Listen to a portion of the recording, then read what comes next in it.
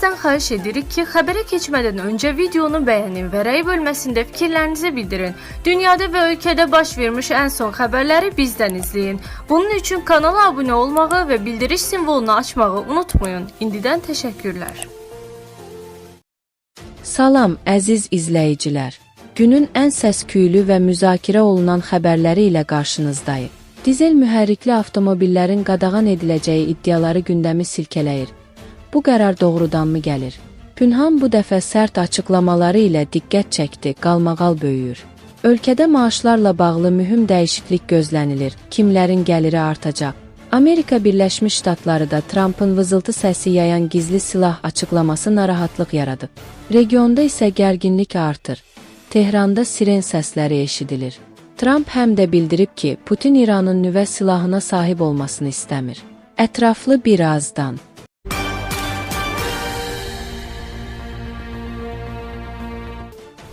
Təxminən 6 il əvvəl Ekologiya və Təbii Sərvətlər Nazirliyinin rəsmisi dizel avtomobillərdən istifadənin mərhələli şəkildə məhdudlaşdırılacağını bildirmişdi. Hazırda bəzi Avropa ölkələri də dizel mühərrikli avtomobillərdən imtina etməyə hazırlaşır. Bəs ölkəmizdə bu istiqamətdə hansı işlər görülür? Baku TV-nin süjetində qeyd olunur ki, nəqliyyat eksperti Eldəniz Cəfərovun fikrincə, Azərbaycan Avropa İttifaqının üzvü olmadığı üçün ölkəyə dizel mühərrikli avtomobillərin idxalına hər hansı bir məhdudiyyət qoyulmayacaq.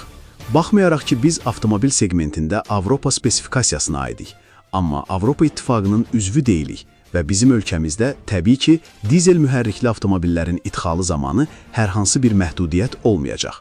Bugün ölkəmizə gətirilən hibrid, plug-in hibrid, benzin və dizel avtomobillərinin gömrük rüsumları arasında heç bir fərq yoxdur.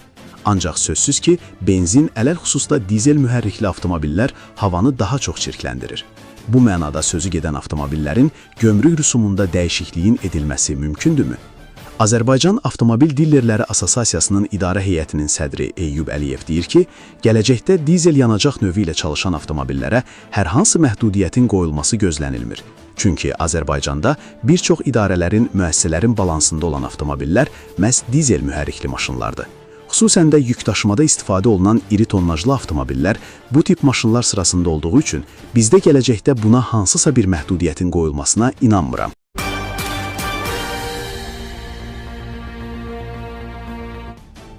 Müğənni Pünhan Piriyev Sumqayıtda səhnə zamanı lentə alınan qalmaqallı görüntülərlə bağlı növbəti dəfə gündəmə gəlib.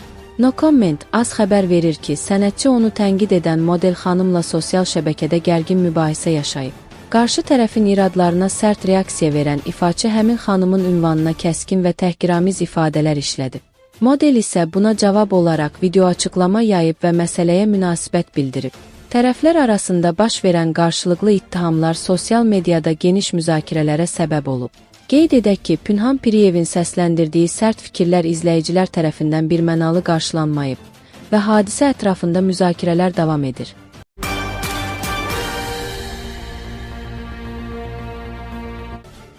Azərbaycanda saatlıq əmək haqqı sisteminə keçid daha qısa zamanda reallaşa bilər.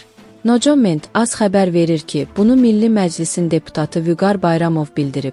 Əmək və Əhalinin Sosial Müdafiəsi Nazirliyi saatlıq əmək haqqı ilə bağlı qanun layihələrinin hazırlanması ilə bağlı işlərin aparıldığını bildirib. Bayramovun sözlərinə görə, inkişaf etmiş dövlətlərin təcrübəsi göstərir ki, saatlıq əmək haqqı sisteminin bir sıra üstünlükləri mövcuddur.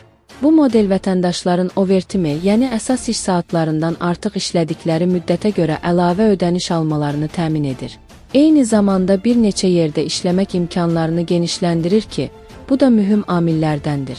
Yeni mexanizmin tətbiq olunması əmək haqqı aylıq deyil, saatlıq olaraq hesablanmasına gətirib çıxaracaq. Saatlıq əmək haqqının hesablanması bir tərəfdən vətəndaşlarımıza işlədikləri müddətin saatlar üzrə hesablanması və onların əmək haqqlarında artımların reallaşmasına gətirib çıxara bilər.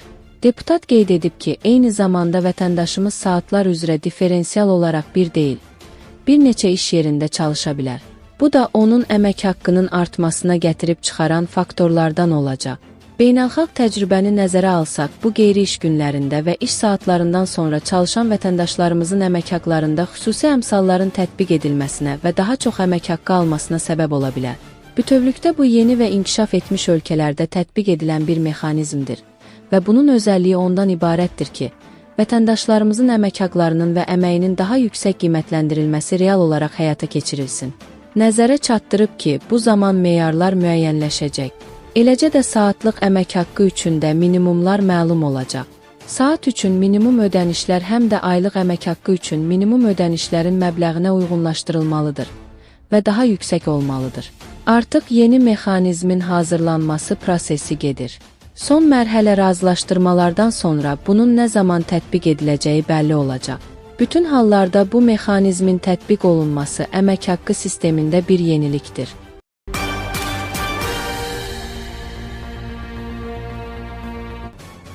Amerika Birləşmiş Ştatları prezidenti Donald Trump jurnalistlərə Ted Istombobulator adlı məxfi Amerika silahı barədə danışıb. Publika az xəbər verir ki, bu barədə Amerika mediası məlumat yayıb. Onun sözlərinə görə, bu silah Venezuela prezidenti Nicolas Maduro'nun ələ keçirilməsi zamanı tətbiq edilib.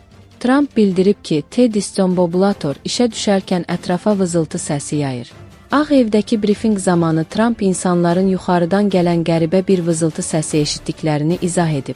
O həmçinin əlavə edib ki, bu vasitədən istifadə etməyə çalışanlar ehtimal ki, qarşı tərəfin qüvvələri düymələrə basalar da heç bir nəticə alınmayıb.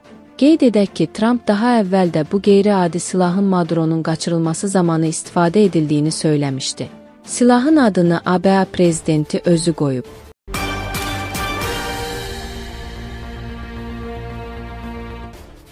Tehranın bəzi rayonlarında hava hücumundan müdafiə, havadan hücum müdafiəsi sistemlərinin işini xatırladan səslər eşidilir. Lakin hadisənin dəqiq səbəbləri hələlik məlum deyil. Publika az xəbər verir ki, bu barədə Reuters agentliyi məlumat yayıb. Son saatlarda paytaxt sakinləri tərəfindən qeydə alınan güclü gürültü ilə bağlı yerli hakimiyyət orqanları hələlik rəsmi açıqlama verməyib. Bu qeyri-müəyyənlik əhali arasında narahatlığa səbəb olub. Eyni zamanda Financial Times nəşri yazıb ki, İsrail İranın mümkün raket təhdidlərinə qarşı müdafiə qabiliyyətini artırmaq üçün Birləşmiş Ərəb Əmirliklərinə, Birləşmiş Ərəb Əmirliyi öz lazer sistemini göndərib. Bu addım regionda artan gərginliyi və potensial hücumlardan qorunma zərurətini bir daha büruzə verir. Ekspertlər hesab edirlər ki, hadisələrin gedişatı regionun təhlükəsizlik mühitinə ciddi təsir göstərə bilər.